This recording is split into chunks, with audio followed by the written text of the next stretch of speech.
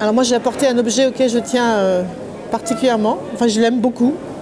Voilà, regardez comment ça marche. Voilà. Alors en allemand ça s'appelle Sonnenglas, ça veut dire le verre du soleil. Voilà, comme vous voyez, ça permet de faire de l'électricité, donc on le charge au soleil. Et je l'ai essayé, on peut vraiment lire à 3 ou 4 autour d'une table pendant une dizaine d'heures. Voilà, et après on le recharge. Donc ça c'est un bel objet d'abord, déjà, il est beau. C'est un objet simple en même temps, avec des matériaux nobles, recyclables, et en plus qui produisent de l'énergie renouvelable. Voilà, donc c'est pour moi vraiment un symbole des objets qu'on devrait avoir dans la société, qui serait la société de l'anthropocène, c'est-à-dire celle qui permet de développer de la résilience par rapport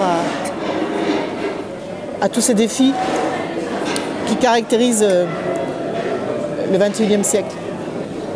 Parce que moi je considère que si on en est arrivé là, si l'homme est capable, par son activité économique, de transformer le climat, cette délicate alchimie du climat, quand on réfléchit, de détruire la biodiversité au point qu'on parle de 6e extinction des espèces, eh bien tout ça c'est le résultat d'un modèle de développement que nous avons donc promu depuis au moins la fin de la Seconde Guerre mondiale, ça avait commencé avant évidemment, qui est fondé sur le profit limité, un système capitaliste il faut le dire, donc fondé sur la recherche du profit. Et là on voit clairement qu'on est au pied du mur. Quand on y réfléchit bien, il y a quelque chose qui ne va pas avec ce modèle. Comment est-ce qu'on peut promouvoir un modèle fondé sur la croissance économique illimitée alors que les ressources de la planète sont limitées et que sa capacité à encaisser les déchets que nous produisons a aussi atteint un point de saturation évident.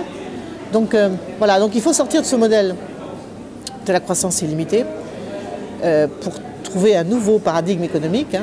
Quand on a un objet comme ça, on a vraiment envie de prendre soin de l'énergie parce que c'est beau d'abord. Voilà. Et donc c'est l'économie du soin, en anglais on parle de care.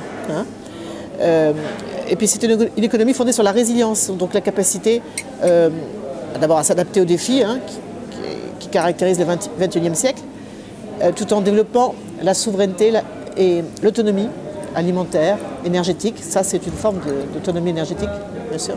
Quand on met la lumière, à chaque fois, ça vous éclaire, mais dans tous les sens du terme. Ça éclaire l'espace, ça éclaire l'âme, ça éclaire, c'est incroyable. On a envie de... D'abord on est surpris, puis voilà, ouais, ça m'inspire vraiment, cet objet m'inspire vraiment.